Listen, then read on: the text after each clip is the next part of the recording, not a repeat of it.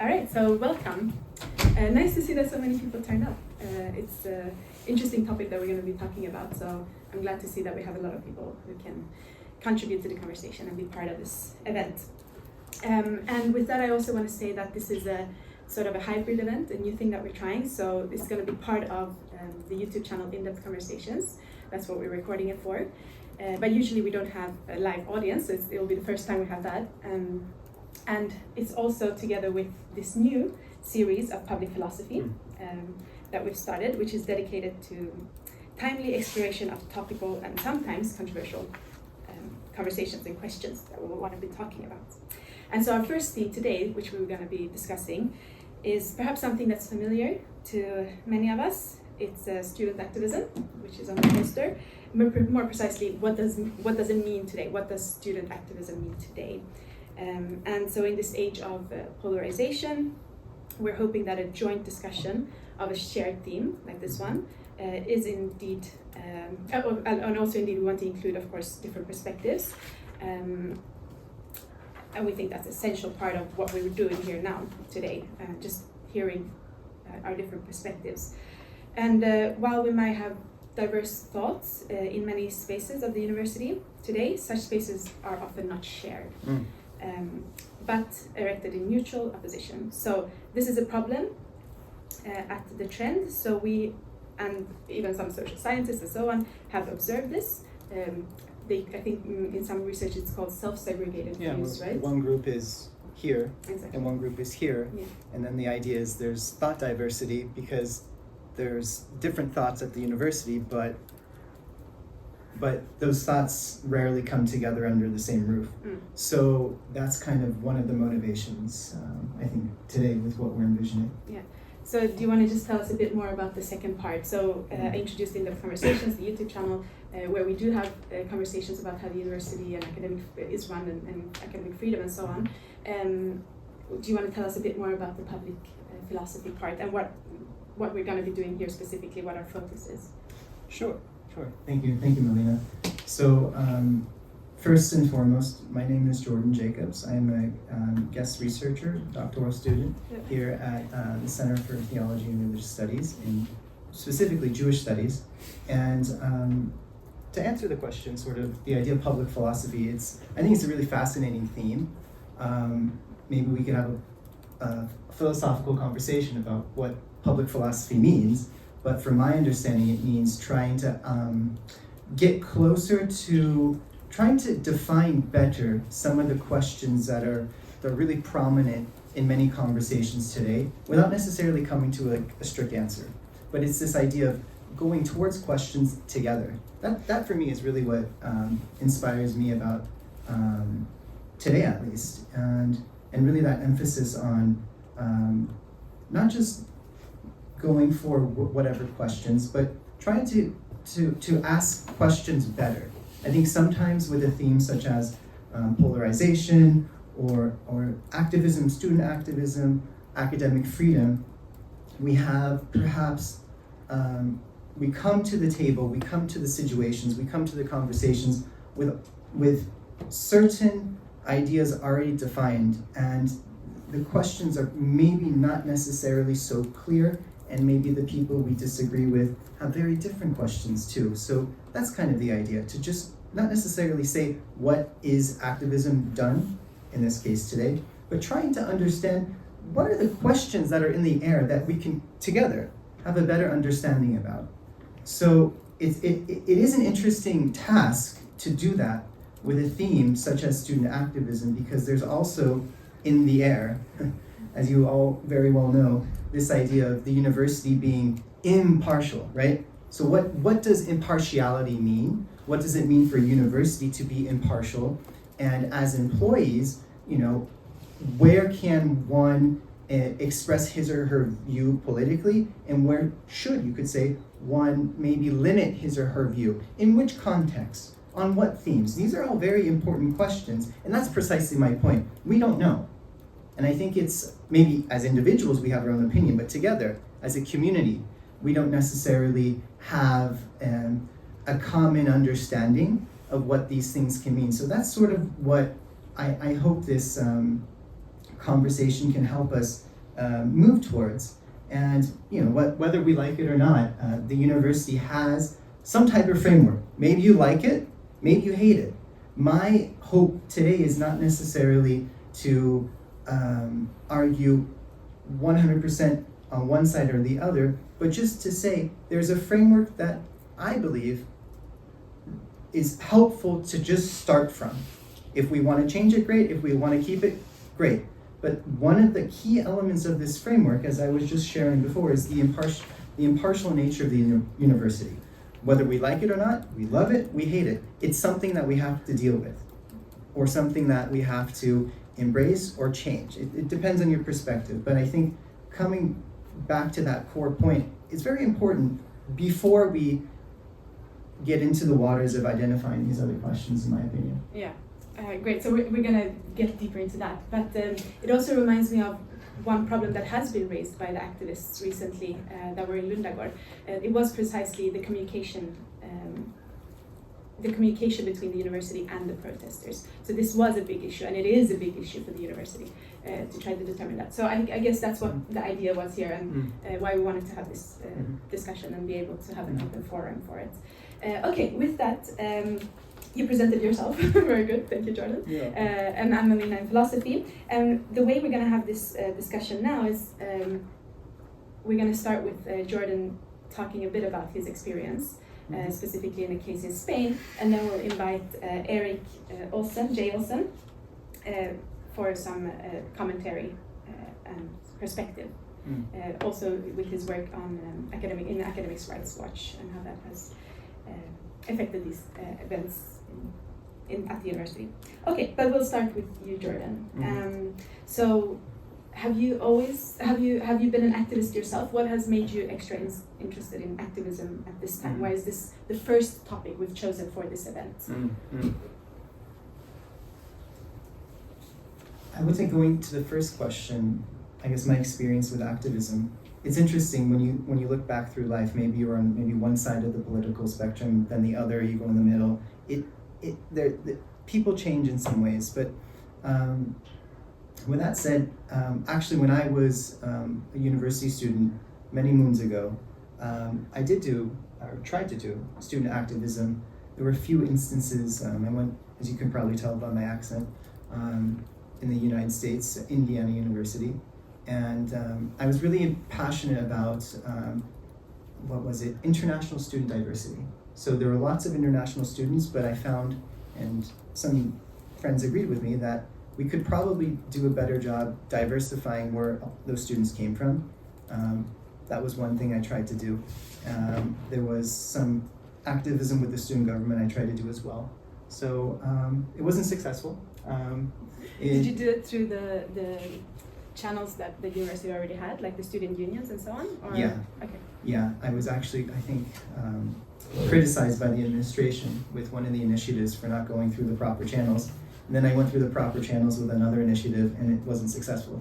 So it was kind of I went in circles.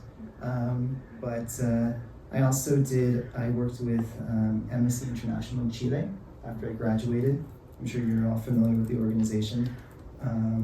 And most of my life has been really in the area of community development, community empowerment, you could say, particularly with immigrant Spanish-speaking communities in California. So that's kind of where my I guess the phrase would be, I kind of cut my teeth in this type of, I wouldn't say it was activism then, but it was more just working hand in hand with communities and families particularly. But so that's very interesting to hear that you've actually been involved in all these things, because I think it is something characteristic of us academics and at university. We are interested in things, we are passionate about issues, and we have concerns, and so I think it's we do like when people are engaged, right? Yeah. And we want people to. That's what we're doing now, right? We're all here in our own spare time having this conversation because we're interested in society. Okay, but then something happened to you in Spain. You had an experience there that maybe you can start explaining to us, and then we can have that as starting point Yeah. for our discussion and, Yeah. and go from there. Mm. And important to remember here that what we want to do here is to hear different Right. versions and Of course. ideas of what student activism means and Sure. if it's changed today. Yeah. Yeah, so go ahead, tell us. Thank you. So just wanted to preface it by saying with this experience, I'm going to try to give the facts as I understood them. And so I'm going to put for the moment my opinions and judgments aside and just try to give you as best as I possibly can, as objective as possible. It's not going to be objective because I'm a human being, I have my own experiences, but as objective as possible what happened. And so I'll take you through the facts, and then as you said, we can open it up. I think it gives an interesting comparison and contrast to maybe a lot of things you've experienced here. So my PhD program is actually based in Madrid, and while I was there, I became friends with a very nice guy, professor by the name of David Villar-Vegas. And we became friendly, and we were talking about international politics, the situation between Israel-Palestine, Palestine-Israel, and we were thinking, okay, what can we do from the university in terms of not solving the situation, but developing more, let's say, conversation about the topic on both sides of the aisle, for example. But, Yeah. So just because I think it's an important detail, Mhm. did you say this was pre? Yeah, so this was, we started having these conversations in late 2022, and it culminated in a 2-day event in February of 2023, February 7th, and then February 8th. And I say 2 days because we had the ambassador of Palestine the 7th, and then on the 8th, we had the ambassador of Israel. And each day was a full day. We had our 2 main speakers, and then we also had academics and former politicians give experiences from their work in the region each day. And it was really motivated by the precedent of the Madrid Conference, 1991, between Israel and Palestine. And so there was this precedent, there was this significance we felt, this symbolism that we wanted to build upon in our own small way. And that's what we tried to do. And the first day with our friend, the ambassador from Palestine, went on without a hitch. And we knew that there were going to be protesters the next day. We had been getting information through the ethers and the social media that there was a lot of tension being generated, and our expectation was that there were going to be people outside of the event. They even had a poster, right? Or, Yeah, okay. I have a couple of images I'll show in a moment, but there was a poster that was distributed throughout the university, which I'll share in a second on the screen. And we accepted they were going to be there, no problem. There was a possibility for anyone to come and participate in the event freely just by registering, just because it was a bit of a security issue, and that was that. And day 2, February 8th, things were going fine, and then more or less around the time that the ambassador of Israel was going to speak, there was a bit of, let's say, noise that you could hear, imagine, from the other side of the room here. And it got louder and louder. And unfortunately, at that point, there was a bit of a scuffle between the security that the university provided and our friends, the protesters, who made the decision to move their messaging from outside of the building to the inside, and trying to come into the door, through the door. And it was, I'll leave it at that, but one of the consequences was that the ambassador was advised to go to a safe room that we had established because things got a little bit tense. And unfortunately, tense to the point where the university administrator in charge of overseeing operations that day made the decision to give the police the okay to remove the people who were trying to come into the room. And I'm not sure exactly how that works here in Sweden, but in Spain, because it's a pretty touchy issue with the police on university campuses, particularly after Franco, for example. It's not a decision that's made lightly, and so the police, they had parked away prior to the event, and they came with several cars, and people were removed, and certainly different sides, different versions of the story about what happened. But after this concluded, we were able to return to the original program of the day, and it ended, but at the same time, it didn't in the minds of many. The people who, were in favor of the protesting and the people who experienced what the protesting was from the inside. What was significant about it for you? Like, how did it affect you? What was, Okay, so I guess trying to go outside of my attempt to be a little bit more objective to being a little bit more personal, I think for me, the thing that I was and am still concerned with is the connection between speech and action, and how sometimes that line can be blurred. And for me, it was a pretty unfortunate moment when we had emeritus professors, 75 years plus, trying to hold the doors back to prevent people from coming in. To me, that was a pretty strong image, and to me, it was also unfortunate that people were affected. People were stunned in some ways, but unfortunately, it was, people tended to just say, okay, let's just forget about it, don't talk about it, and move on. And for some, that's an issue. Yeah. How did it affect your safety? How do you feel like? Mm-hmm. Yeah. Did it affect your safety on campus? Did it, or like you said, people just wanted to go on like normal? Was it possible to go on as normal? After? Or during the event yeah, itself? Even afterwards. Safety? Did it feel the same? Yeah. Oh no, I mean, David and I, we did on the 30th anniversary. I know it's a controversial thing to say, but the 30th anniversary of the Oslo Accords, not to honor it, not to disparage it, but simply... Do you want to just, maybe Sure. not everybody knows what the So Accords to take a step back, the event in February 2023 was, in Spanish, the translation would be a commemoration, but it doesn't mean a celebration. It's just sort of a marking of an event.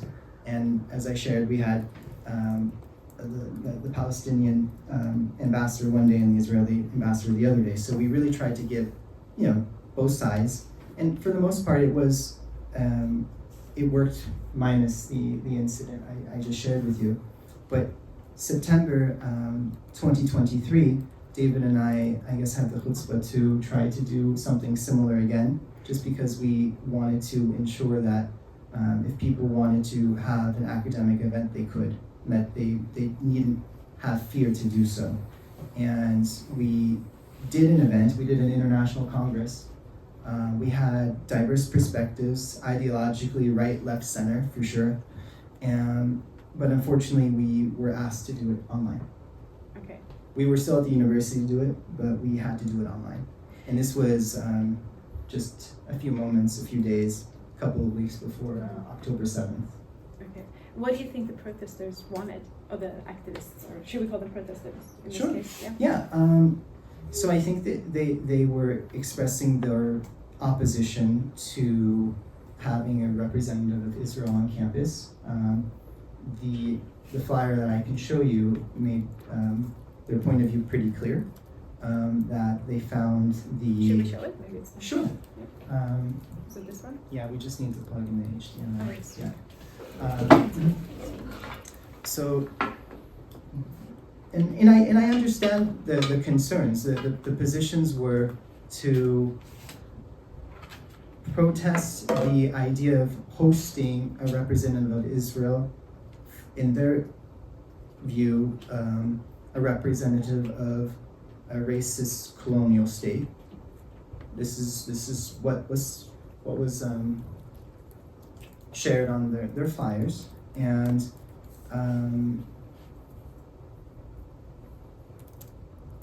right. Just need to do the present. Ah, sorry. Yeah, right here.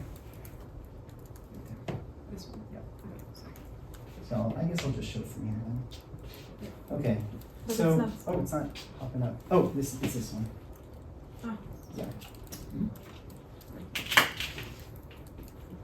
Oh, just this one. Oh, just this one, but it doesn't. Okay. Yeah. Right. You don't. I don't know. Yep. There There we you go. go. Okay. Thank you. Always something. Okay. So we think There we go. we can see a little bit. So this was the room. It kind of looks like a room here, and the doors I was talking about are, as you can see at the top. This is the outside of the building. We were completely okay with people protesting and screaming and doing whatever they wanted to do. It was their right, no issue. But the problem, I say problem because the problem resulted in police having to arrive. The problem occurred when our friends took the messaging from the outside to the inside, and the doors here, there are two sets of doors to get into the room. So the doors you see up top were the second set of doors. So there's like a big foyer, and then there was a registration table with people checking name tags, etc. And this is the flyer I was mentioning, and this was the one that we had. Do you want to just tell us, because it's in Spanish? What does Sure. it say? Of course. So the blue one is the one we released. This was basically the same one for days 1 and 2. This was from day 1.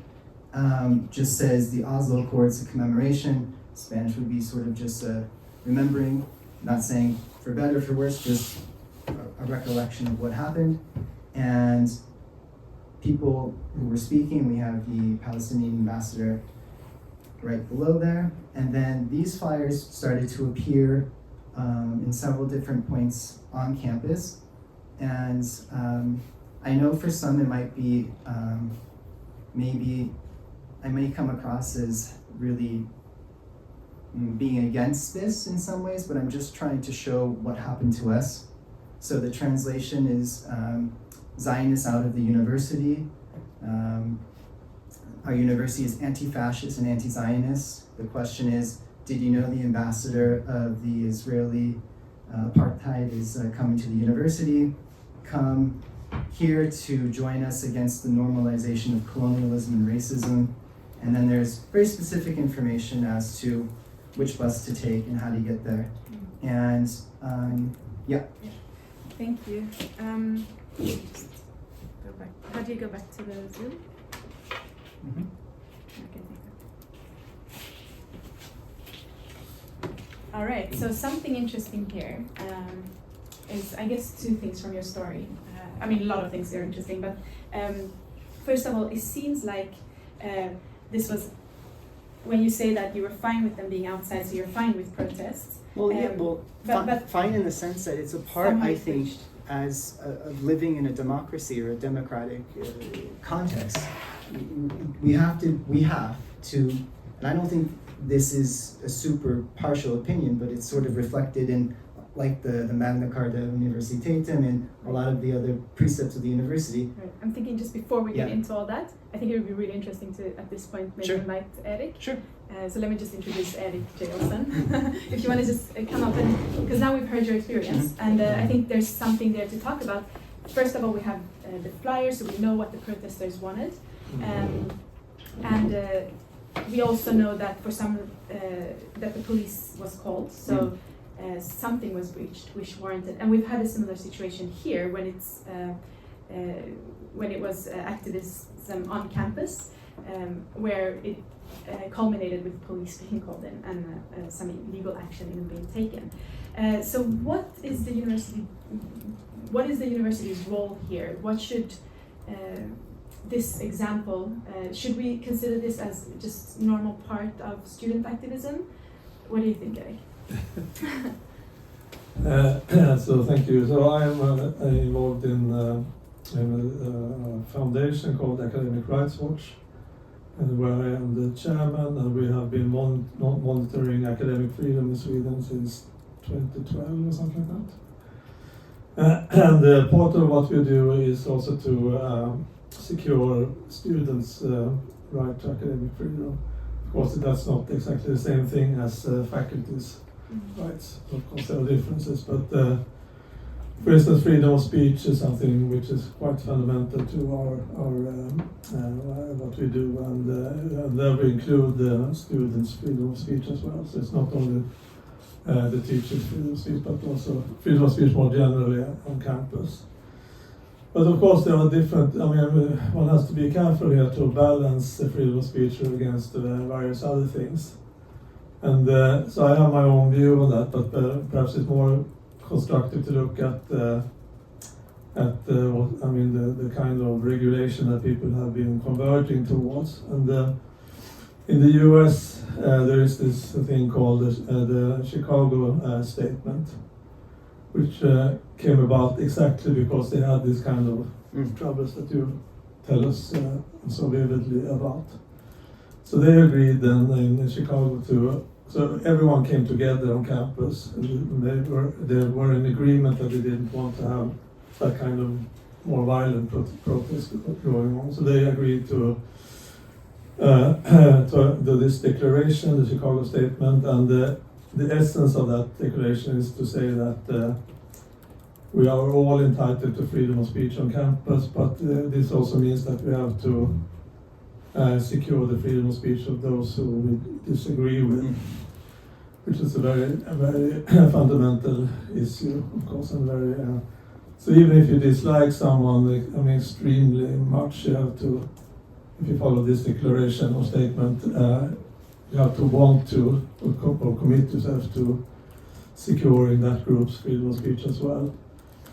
And in that principle, I mean, if you follow that principle, you end up with something like saying that it's all good and well to protest if you do it in the way they obviously started doing it on campus, where it was outside, didn't interfere with the activities of the university in a way that such that they had to close a lecture or something like that.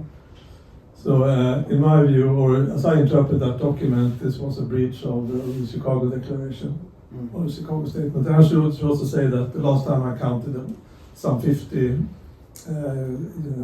American universities had signed that statement as well. So it's a common it's very well known. And so our organization, Magnus is also in Academic Rights Watch, we have agreed in our organization to promote the Chicago Statement also for Swedish circumstances. So we would like the universities to start to sign something like that. And by universities, I mean all parties at the universities. So the student bodies or student organizations, the teacher, unions, and everyone who is active on campus should agree on that kind of declaration. Then we will, there will still be problems, there will be things happening, students are students. And so, but it will be, it will be all, to some extent, more orderly, and I think that's important.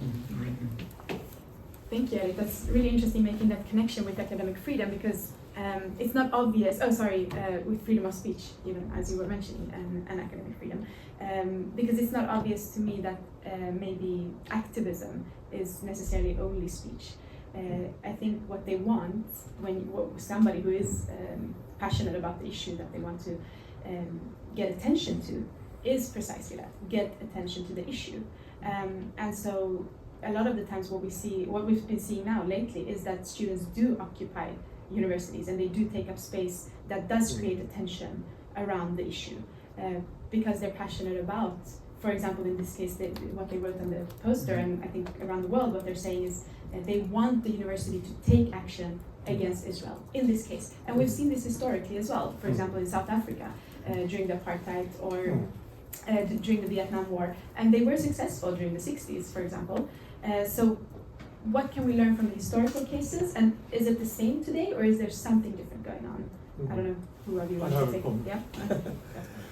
So the problem is, or the fact rather in Sweden is that the Swedish universities, most of them, almost all of them, are state authorities. So they are state authorities under the government. And it's impossible for a state university to have its own foreign policy. So the foreign policy, I mean, it's decided up at the governmental level, and it will be very strange and very. I mean, so the university has to follow the foreign policy that so the government prescribes. Exactly. So the university in Sweden cannot have its own foreign policy, and that's a matter of organizational facts. Because I mean, if you have a private university, it's another thing, because then it's more fluid. I mean, then I'm not sure what to say about that. But so long as the universities are state universities, it's impossible for them to comply with any demands of that nature for purely, I mean, regulatory reasons. So okay, so that's a kind of formalistic approach to it. Okay. So should one follow that rule then? Well, I believe one should, but of course the university shouldn't be overly restrictive when it comes to these things. So I think that the university should be tolerant of protests as far as possible. Yeah. And the important thing here is to voice one's opinion. And the university should only interfere in extreme cases. For instance, if the meetings at the university level are hindered, or there are obstacles to the operations of the university, those kind of things. You know? So if I were the vice chancellor, I would be very tolerant of protesting, but only up to a limit where it becomes unorderly. So the point I think which is critical is where the university cannot operate anymore in the usual way. So that's interesting. You said like a critical point. These extreme examples, but I think what are those red lines or points? And I think one of the things you were saying is when the university cannot function. Exactly. And I think that's some kind of an interesting point to consider. What does it mean for a university to not be able to function? I think for me that's a huge question. Does it mean, for example, I'll be kind of silly, the university can't serve coffee because it ran out or can't get the supply? Or does it mean, for example, that there are people who can't teach because there's other things happening? So this is a question that to me is very interesting. And so I mean the way I see this is that the university is not functioning if it cannot teach the courses anymore, if it prohibits research from being done in the normal way, and so on and so forth. So when the university cannot really do what it's supposed to be doing, and then you have a problem. Perhaps you can have problems one or 2 days, but if this continues, over the weeks, and people are of course dependent on getting their exams and so on, they have traveled here to enroll as students, and it's not fair for them not to be able to participate in the teaching, or for the teachers to teach. So there's a point also where that becomes untenable simply. Sure. I think that's an interesting point when the point is where it's gone overboard, like for example when we're saying when it's disrupting university functions. But isn't that precisely the point of activism? When you're very passionate about something, you want to get something through, you want to be disruptive to get attention. Like I know I'm iterating the same point again, but I think that is a huge emphasis on what the protesters' aims are, because historically that's what's proven successful, right? So, and I mean, during the Vietnam War, for example, the protests at the university did have an effect on politicians, changing their minds, and actually not only just the politicians, the public, which in turn affects policy, right, and the governments. So, in that sense, it's the point of activism, in that are passionate about, for example, big conflicts that we have around the world, when we want to have change. I'm wondering if we can say something about something more than just being disruptive, because, for example, we have some laws against freedom of speech where we talk about hate speech, for example, and that specifically today, at least so far, has meant harm to someone else or making someone else feel unsafe. Is that something that you could see here as being definitely something that's, so how do we know when somebody is unsafe? Or we know that that's what is illegal, right? But yeah, any thoughts on? Yeah, well, you're not going to have that issue with us, okay? Right, but because just I can all right. No, but I mean, the fault here is that we must comply with Swedish law regarding the freedom of speech, and in all democratic countries and all countries, freedom of speech is not entirely free. So there are restrictions for I mean defamation, for instance, that you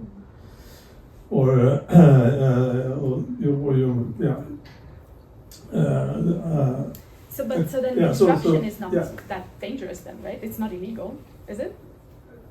A disruption can, well, I mean, if you're talking about speech now, it can, I mean, certain kinds of speech can be illegal. If you are, I mean, engaging in defamation, or you're lying about someone's reputation, someone's actions in a way which is detrimental to that person's reputation. You know, things like that can be illegal on campus as well. But I think that on campus we should have the greatest freedom of speech, or the widest freedom of speech possible, because freedom of speech is such a fundamental value at the university, because it's fundamental for our research and for all that kind of all those kind of things. So we should be very protective of our freedom to speak on the campus. And then regarding hate speech and so on, I mean that there are rules for that in Sweden as well, but it's you have to look at every case in its context to see whether. So you have to weigh hate speech against the pursuit of truth and things like that. Yeah? So it's really difficult to say anything. Just, I mean, generally, on that issue. For me, actually, I think the questions might be helped along by asking us another, what is the point of the university? And I really genuinely believe that we're having a large disagreement on that precise question. For some, I guess historically, traditionally, it's related to, and this can be a little bit nuanced, but bear with me, the pursuit of truth. So there's that, the university is truly to be a place, according to this paradigm, an exchange of views, because through an exchange of views, civilly, we can arrive, so to speak, closer towards the quote-unquote truth. I guess it's a more pedagogical or educational focus, but then I think you were sharing examples from the past, from the 60s and 70s. There's, I think, also another argument that the university might have something to do with that, but also it's really to be a force for good in the world in a more direct sense. So the idea of activism, of students protesting, of trying to make the world a better place, is, like, in my understanding from their perspective, of what it is to be a student, what it is to be an activist, and what it is to be a university today. And I think that tension is what we are experiencing now, and perhaps what you experienced with the issues that surrounded the encampment here in Lund some time ago. That's how I see it, at least.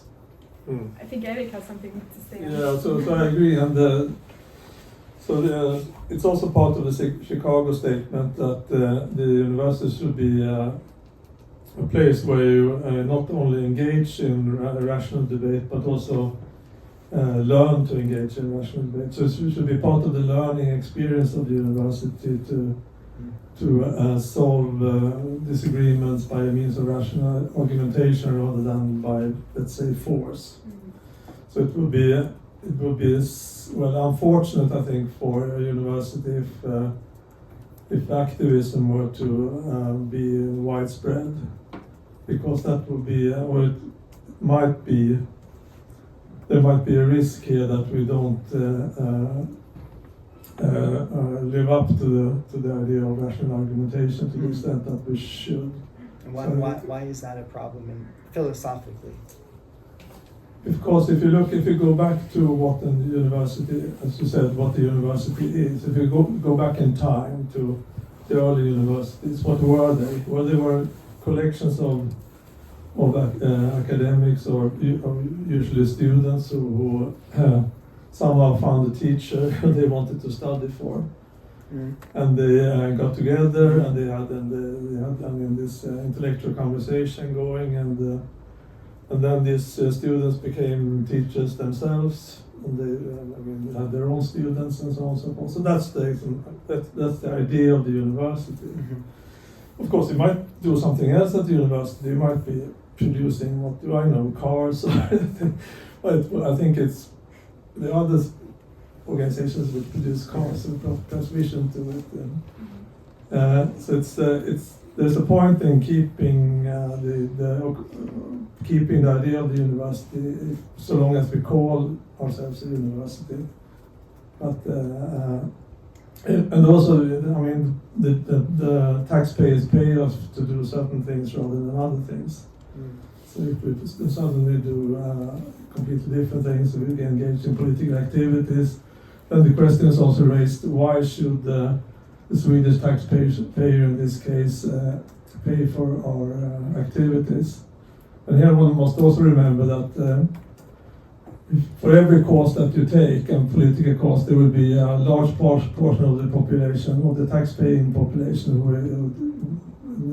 disagrees with that cause. And yet they are then paying for that somehow by the university. There's something absurd about that idea, I think. But that only concerns, of course, the state-owned universities, which have this taxpayer problem. So again, I think that it's useful to go back to the idea of university. So why were they started in the first place, and what good have they been doing? It's true that activism has had some good effects. I mean, let's look at the Vietnam movement and so on and so forth. But there is no track record of student activism in general to point to. Or perhaps there is, but I don't know that. So I mean, in Lund, for instance, during the Second World War, there was quite an active National Socialist student participation. So they were actually voting, the students voted down the proposal to have 10 Jewish doctors coming over here to get protection at Lund University. So one shouldn't think that students always have the right cause. So one has to be very careful about that kind of statement. And probably student engagement can go either way, to something really, really good or to something really, really bad. What we do know about student protests is that they will be radical somehow, but we don't know the direction of the radicalism in advance. So that's also a reason why we should be careful about the activism, I think, because we can't just assume that it will be for the good if we allow it to be widespread. Thank you for those thoughts. Sounds to me like there is a difference between just normal activism and being activistic when you're passionate about some issues, and what we expect from student activism. So if they've understood the purpose of the university, they should do protests in accordance to those principles. So, for example, having rational debate and different means that are that we learn here at university. Is that kind of the idea what you're suggesting? I think that there's this genuine desire that we need to acknowledge of people who protest, students who protest, maybe historically or actually today as well, to try to make the world a better place. That, I don't think that's what is being said right now, that desire should be quashed, that desire should go away, that desire should, be relegated to the private sphere. That desire to make the world a better place is a beautiful one, but what I'm hearing from you, Erik, is that, well, it's also a question of how that desire channels itself into a shared living space. And that's the question.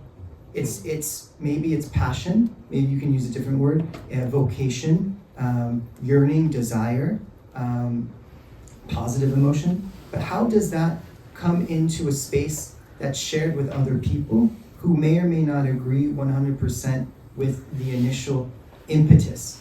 I think that's the question. This idea of rationality and irrationality, we could, maybe you don't like the comparison of the words, but this idea of rational debate, I think I can say this. It's a fundamental aspect of what the university should be about, because it presupposes we can sit together, disagree with someone, but disagree civilly, that we can share a space together. And I don't think, and I've had conversations with you prior, it's not being against having different views at the university. That's not what's being talked about right now. It's about how some views are manifested in shared spaces. I think that's a different question. Mm-hmm. Nice. I think with that, we should open up for different views. What do you say? Should we? I'm sure maybe you have some questions or comments even to what we've been discussing so far. It'd be wonderful to hear your thoughts. Anybody? Yeah? Since we're into definitions, maybe we should find a okay. So, we've been talking about definitions, so a starting point would be to define activism. Yeah, right. Go for it, Erik. I mean, anyone can hop in too, so please don't be shy. If no one says, we'll give you time to think by answering ourselves. No, I would define activism as the attempt to affect or cause a change in the world directly through some kind of political action, rather than say indirectly through your research or your student paper or organizing a conference or something like that. So it's more, activism to me is the idea of a direct political effect that you want to achieve. And this is also very interesting because, of course, you can do a lot of things indirectly. So, given any cause that you have, political cause, you can also work. You can either work towards that cause directly, you go out protesting, occupy something. That's the activism thing. But you can also work toward it indirectly through, again, your student. You can write a nice student paper about that problem, or you can write. Where you can have a meeting like the one we have now. So there are lots of things that you can do which are not activistic, but still furthers or potentially furthers your cause. So that was an additional comment to your But so definition. what's the concern then today? Because it seems to me that we're having these talks at university. I mean, even the principal, or it's not called principal, what's it called? Erik, Renström, and some others, and even the Jimmy, I don't remember his surname, doesn't matter. They're having these conversations because something different is happening, something that's worrying to the university with the type of activism that's going on today and the demands. So, for example, the obvious thing that's going on right now is the Palestine-Israel protest. And what they're asking for through direct action, through activism, and also indirect ones, is that the university should boycott Israel and support Palestine. And which is impossible. Well, they use the example that we've done the exact same thing for Russia and the Ukraine conflict. So we've boycotted Russia, and we've had special channels for Ukrainian scholars to cooperate and work with us and come here into Sweden. So why, it seems like a double standard from the university's part, which is something frustrating the students that are protesting and activistic in this way. And which is why I think that they're taking to the activism, not the other means that you could do to voice your opinions. Because they find the university to be contradicting itself. Because they find the university to be contradicting itself, perhaps. And then there's no other recourse for them except to do something more direct. But I think so. Yeah. I mean, I'm not. I haven't been protesting, but it's what I've gathered. So in the case of so these are things that I don't have complete grasp on. But in the case of Ukraine, I think it's the official Swedish policy to support Ukraine and be against Russia, and the universities then being state authorities manifest that political choice through having this flag, the Ukrainian flag, and so on. So I'm not very enthusiastic about that kind of thing for the universities, even though they are technically state-owned. So I think that it would have been better for the universities not to be part of that political manifestation. But what I wanted to say is that there you have a state policy which supports Ukraine and does not support Russia. In the case of the Palestinian-Israeli conflict, there is no corresponding favoring of one of the two, as far as I remember, and therefore there's a difference in response from but that comes from the governmental level. This might be difficult for the activists to understand, of course, because you have to understand the Swedish system and the Swedish politics. So now we have several people want to comment. Should I simply? I'll take it. You don't have to. Okay. Do you want to say something first? Okay. All right. I think Andreas was first, but. Okay. Yeah. I just wanted a quick question. You need a microphone. Yeah, just have the microphone. So thank you, and a quick follow-up. So is the Ukraine-Russia decision, is that the first and only, or are there more times that this has happened? Or is this like during the once South African ever? apartheid? Okay. so here in Sweden. Yeah, here in Sweden. I'm pretty sure Sweden was part of that as well. Yeah. Does anyone wants to answer that, because I don't remember? I'm like 80% sure Okay. that it was that Sweden was part of the boycotting South Africa during apartheid in 70, whatever it was. And it led to the universities also Yeah, being part of that boycott. Well, You had another question? Oh yeah. What did you want? Just as a follow-up comment, I think it was 3 days ago that the board of Uppsala University, which is also a state university, renounced the Swedish state policy on the Israel-Palestine conflict. So apparently there is like the possibility of universities to position themselves, like contrary to the official state line.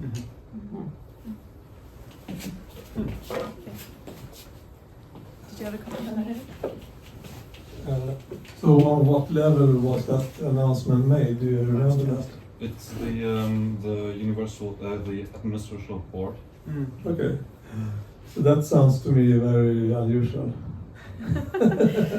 But It's certainly possible, but it's very. I mean, there's then you have a huge conflict between the university and the government.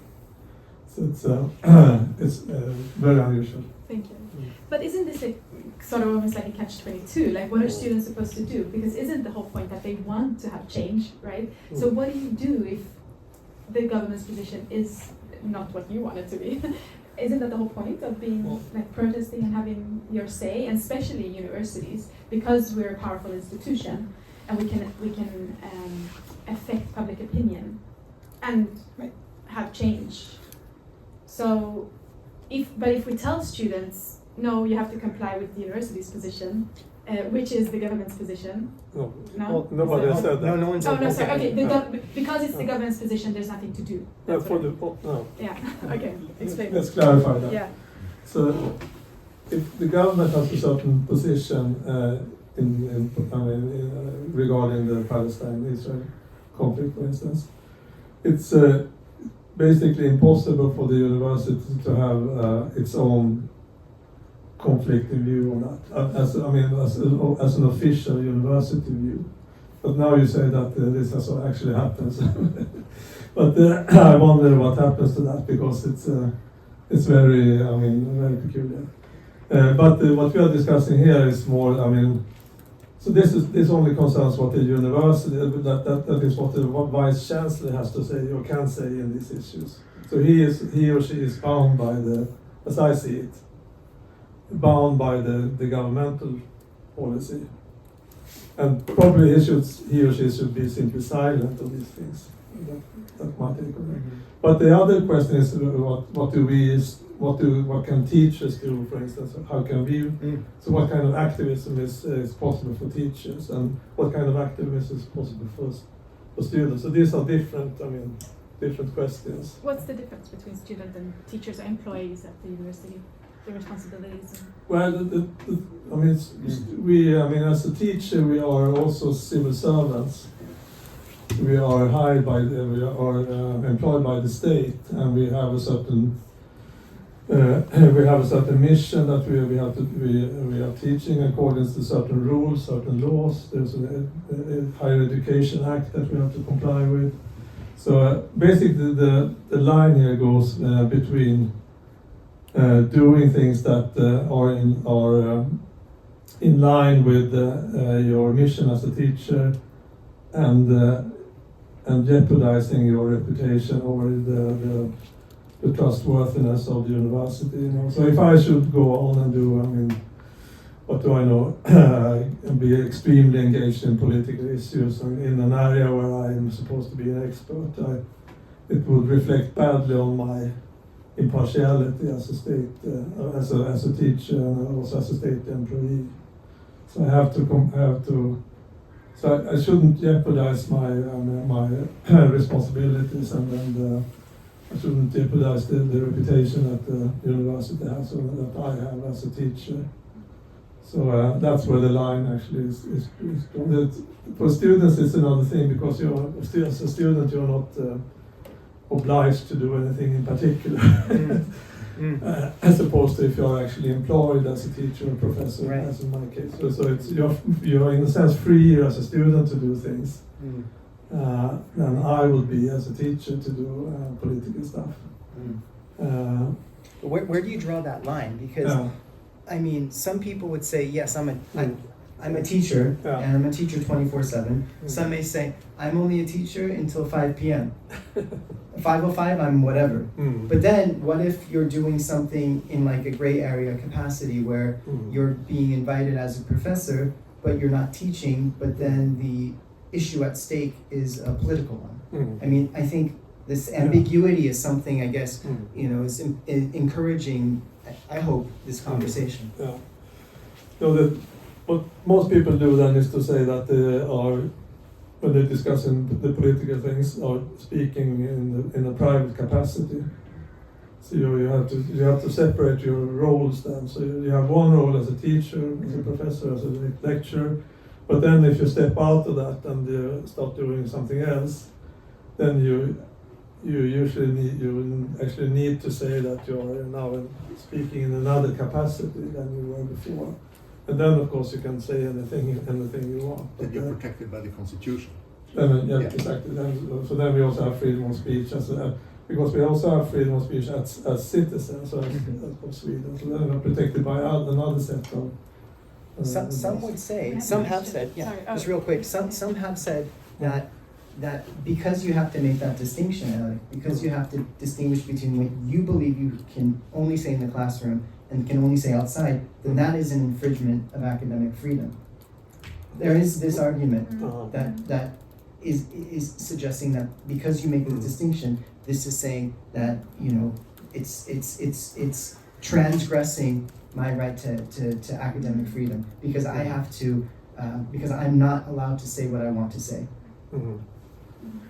Yeah, I mean, this is a philosophical issue, so there's no, I mean, strictly speaking, right or wrong. So, but the the argument is nevertheless flawed because you are right, you are allowed to say whatever you like, but the only thing you have to be aware of is that you are doing that in different capacities. It's not an infringement of free speech in any serious sense. So you're still allowed to say anything you want, but it's only that you should then indicate in what role you are occupying. To the people that are in front of you. Yeah, exactly. We have some eager hands here, so let's get to some. Andreas, and then Hubert, and then Jackie.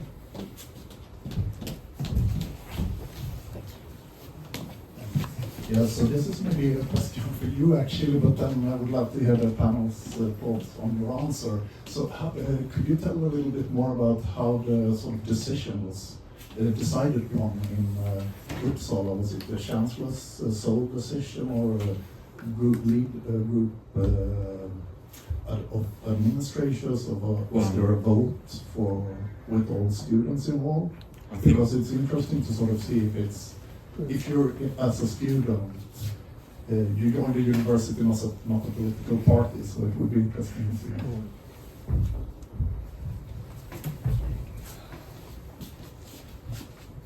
So I'm just reading now from my phone. I think the author of the letter is the chair woman and the vice chancellor of the university, but it's set up by the board of the University of Uppsala, and it's directed towards the government of Sweden. And its main points are to condemn Israel's actions, to immediately resume its funding to UNWA, and to actively work with the EU to take all available measurements to prevent the genocide in Gaza. Okay. We've got Hubert online as well. Hubert, do you want to ask it? Wait, hang on. Wait. 1 second. Okay, go. Let's see this one. Okay, so thanks for this interesting discussion.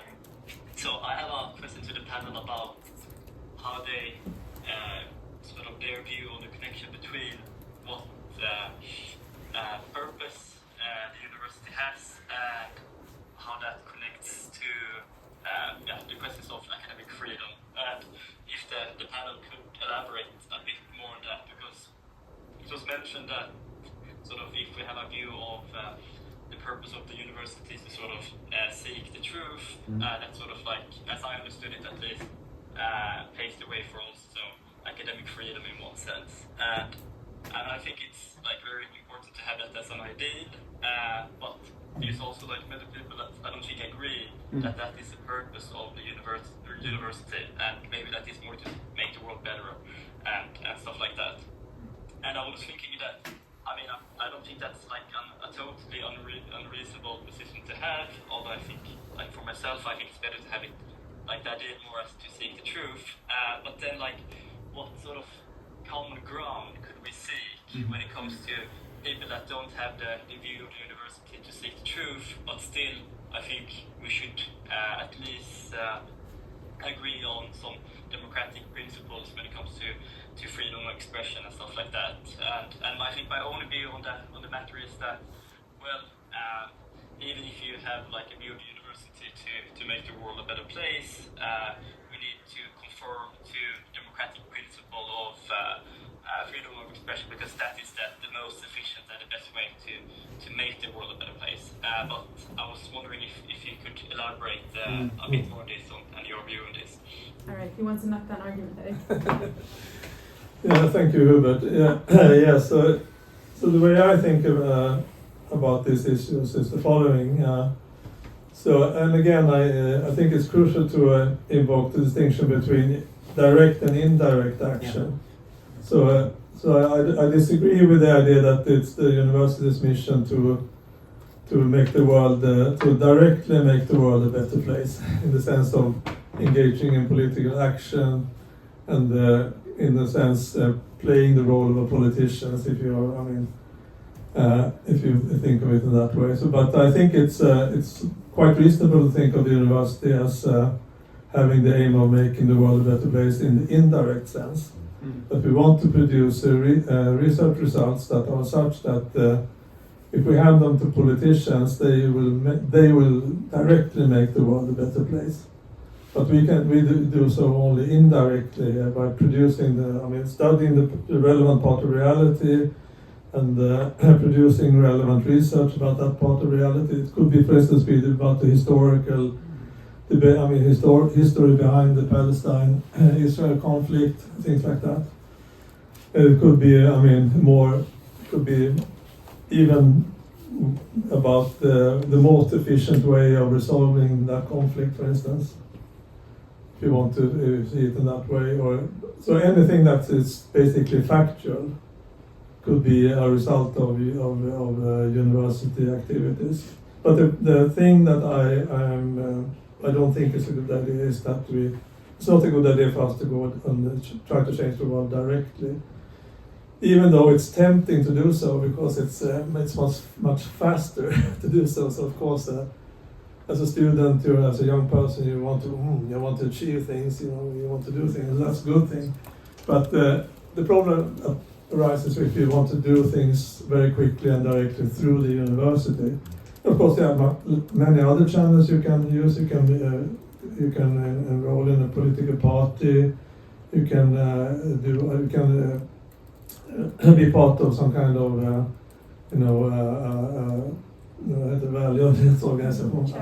charity. But I think to Hubert's point, isn't the point here that how we understand what makes the world a better place is that conflict here? Like that's the issue. Yeah, so it's not the same thing as just producing knowledge or facts, right? There's also if there is an ambition to make the world a better place.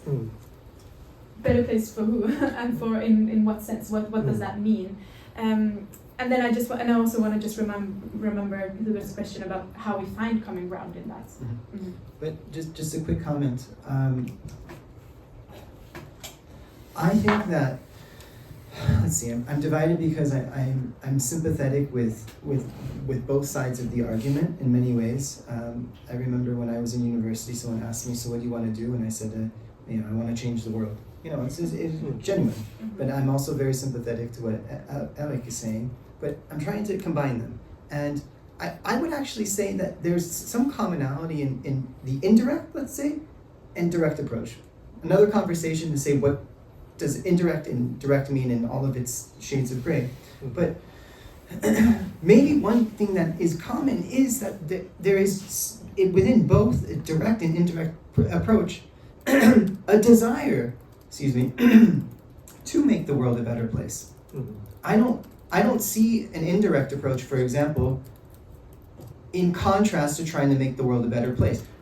I would actually think, I'm thinking aloud, that there are some who have the argument, correct me if I'm wrong, of the indirect approach being potentially long-term more effective based on historical examples from past revolutionary movements, counter-revolutionary movements, and let's just say the tensions that occurred from, at times, not always, but at times, a more direct approach. Then there's obviously, issues with an indirect approach not being sufficient for the times. But I think that the thing that combines both of them, I see, is this desire to make the world a better place, but two different understandings of how that may come about.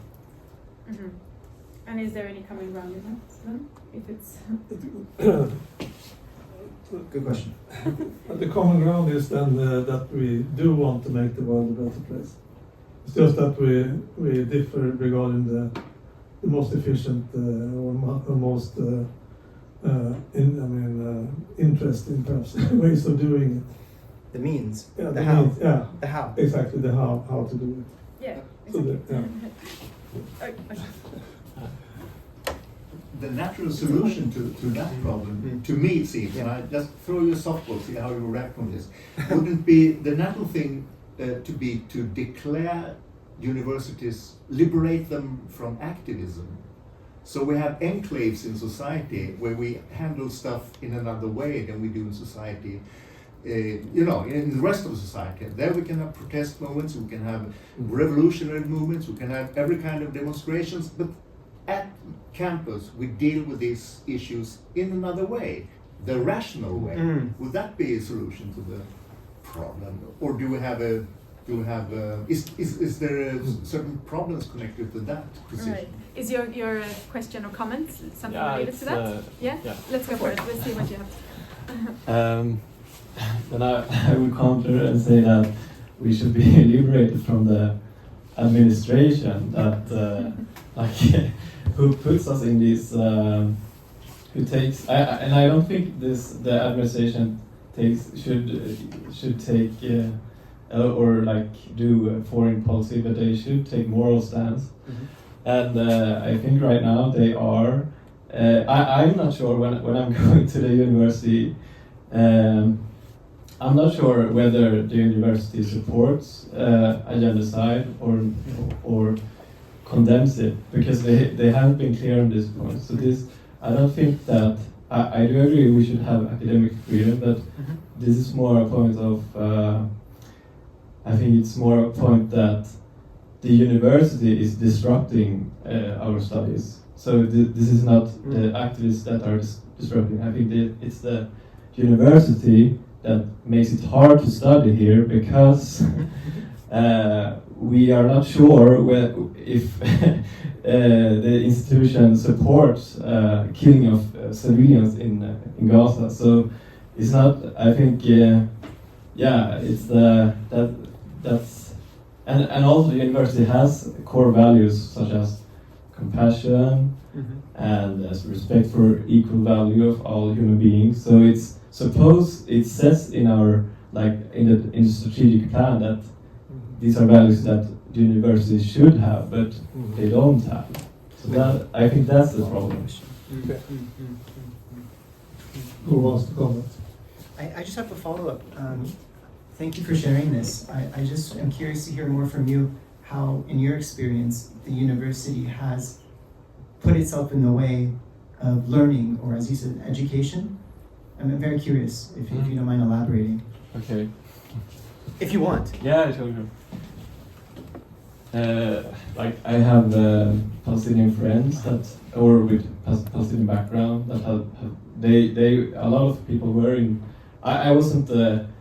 There were people that were more part of Lund or Palestinian, but they were doing their thesis writing on the grass, and I think they were partly doing this because they could not get the support they wanted from their university. So this was a way of coping with the fact that they are not sure, or that this is my interpretation, but coping with the fact that they are not sure about whether the institution they are indirectly supporting by studying here, or directly, that they are not sure that they are standing up for the values that they say they have.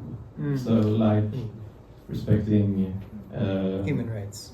Respect for equal value and for all human beings. So I think that was that's my so it's not just maybe you want to say. So it's not just it's there's some self-interest in this, that people wanted to they've been studying here for years, and now they feel that they want to finish their studies, and then the university is I think it was letting them down, or me also. Maybe in addition to that, this is a very white country, and universities have this colonial history, but then maybe in terms of racism, because then, or when it comes to freedom of speech, it's not the same extent of how it affected me emotionally, but even surprised me more after how the protests were handled.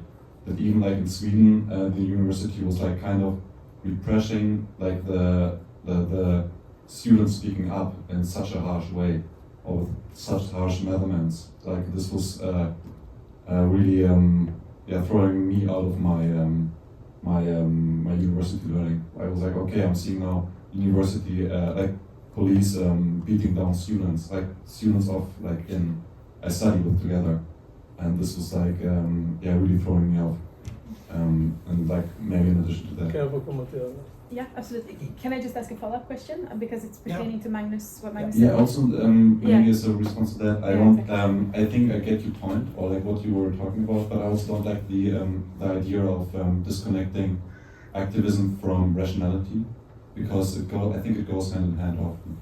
How? What do you mean? It goes hand in hand? Because according to Magnus, it shouldn't, or like what we've been. Or according Erik, one actually. argument is that it can't. Yeah, right. I think activism, like I think then comes back down to the question of truth, or what the university is, or what we're like following up in our studies. But I think, also historically seen, like universities are like often the melting point of activism. I think it's no coincidence that we're trying, or like students are trying to put like thoughts or like learnings into actions, which is, I think, often the basis for activism. So I would not say that like I think, in my understanding, often activism like grows out of learnings of like insights from rationality. Well, there's the idea. Hang on, one second. Yeah. What is eager to comment here? Erik. Yeah, but just to comment on the second thing you said, because Sweden is different from Spain in terms of who is in charge of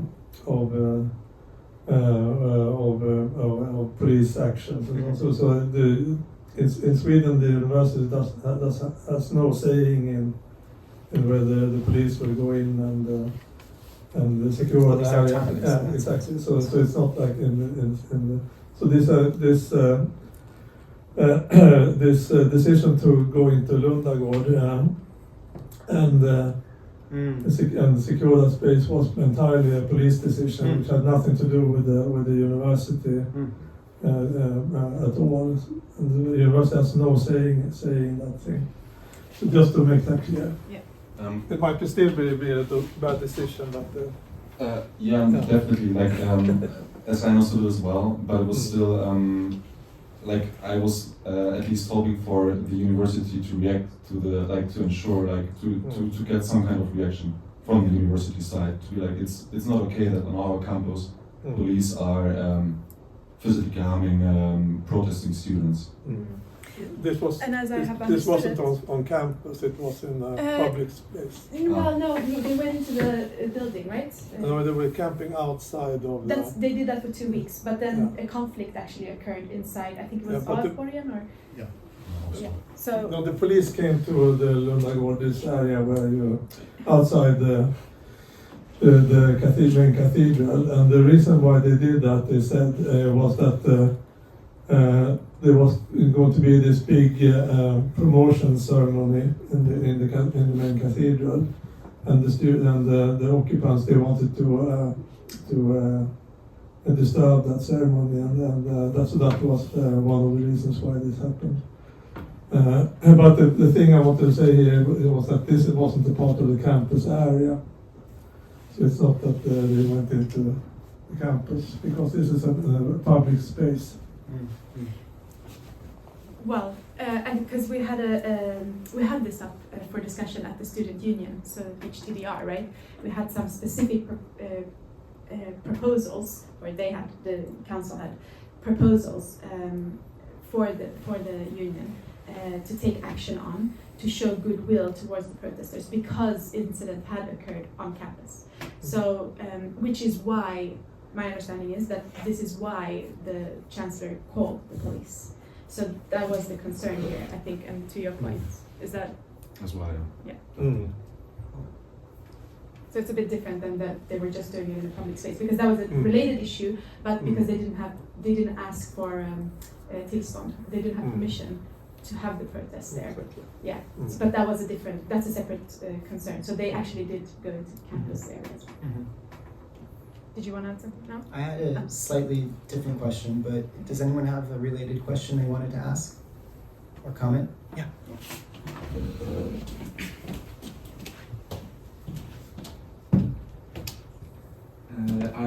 I have just one basic question, and it relates to the relationship between the student and the university.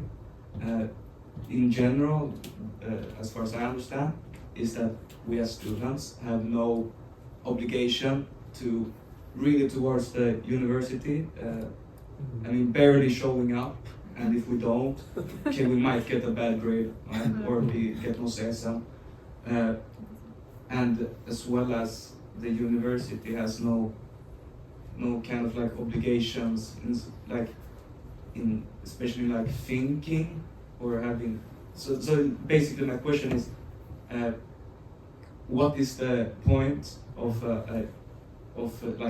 demanding that the university should say X or Y or Z, say anything in relation to anything, if there's no obligation between students and the university, but also when you have other channels such as political parties, like you have the parliament and all other kinds of actual political settings that you can make change. It's just maybe why is this the right forum for such condemnation? I think perhaps one of you wants to. I mean, Yeah. If you want to answer, it's Do you want to answer? related to you I guys. can, Yeah. it's well, to make a dramatic example, if they are like, if they are killing people where you like work or study, I think that is something you want to like react to. Now they are not killing people at LU, but LU is have a cooperation with Israeli universities that are in one way or another involved in the killings of Palestinians indirectly. So there is a moral hygiene for why you want to have your workplace like a good place that stands up for like human rights, that it's being stated in the like strategic plans and so on. Can I follow up on that? Thanks for sharing. So yeah, this is actually, I think we're talking about something really interesting here, because you're right in that, the university does have some standpoints on, for example, being kind or whatever it was that you mentioned, and when or where does the line go? So for somebody to be able to study here, for example, I myself is vegan, they do animal studies here, should I not go here? That's my personal decision then, if I know that the university is a certain way on some issues and questions, do I affect change by the channels, by me being here, or do I affect change by not being here? Boycotting, for example. So there's also a lot of concerns, for example, in China, what they're doing to a lot of human rights issues. Just to mention one, the Turkish minority group there. The university has also not taken a position on that. We do collaborate with China. I've yet to see a Chinese board, right? So what do you think about that? Like, why is this issue something that the university needs to take a position on, if that's what you're arguing about? Have you thought about it? I just want to know your thoughts on that. Yeah, I think I think the concerning the general concern also with China and so on. That's of course that maybe that's the next task. It's just that personally I feel that I've been asking myself, is change even possible? So, and I see that at least I've been inspired by the people, I was a little part in Palestine, but I was very inspired by this, because here I saw here's people that really think this, because the demands were when I heard it matter, oh, they will never do this. Erik will never comply with this. But I think it was very inspiring to see that people really thought that they would comply with the demands.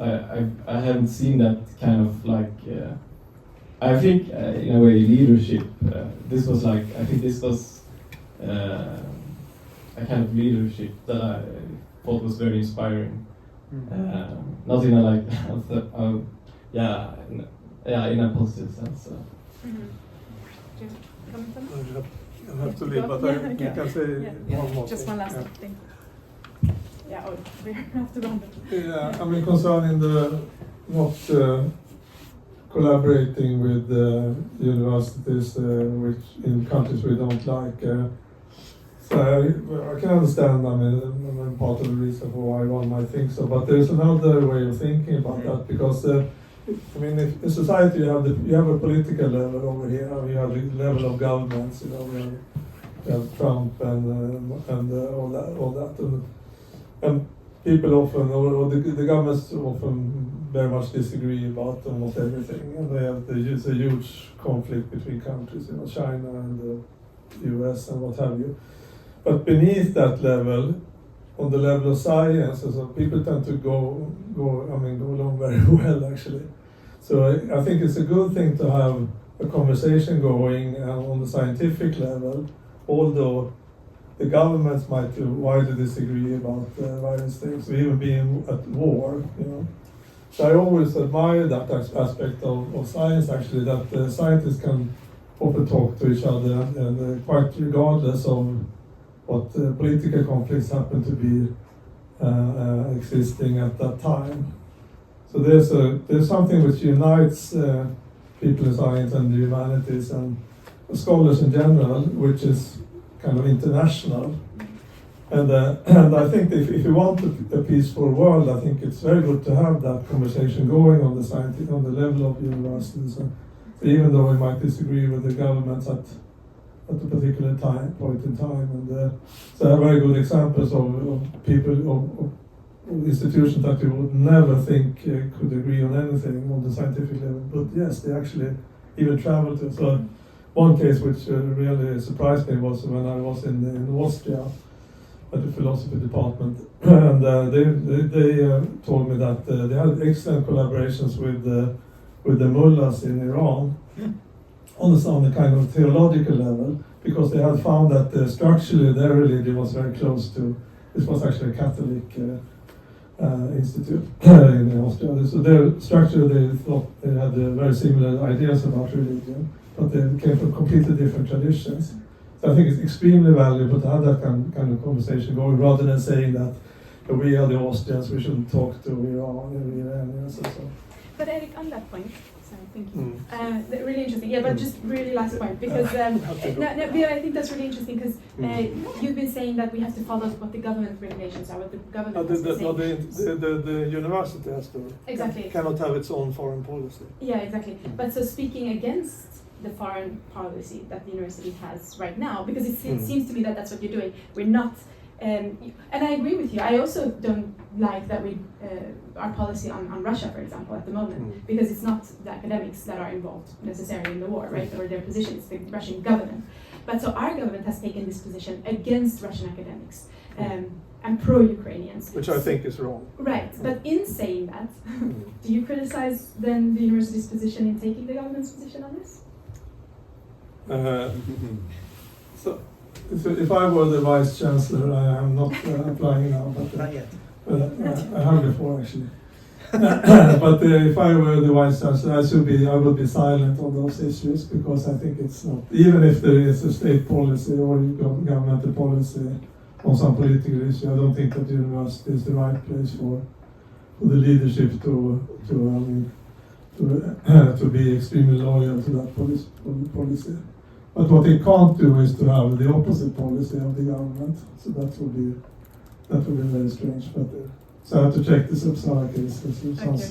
Thank you so much, Erik. And on that note, thank you so much. And I think maybe we should round up there. The conversation will continue, hopefully. I think we shouldn't end here just because this event ends. Thank you so much for your comments and for being here. Thank you.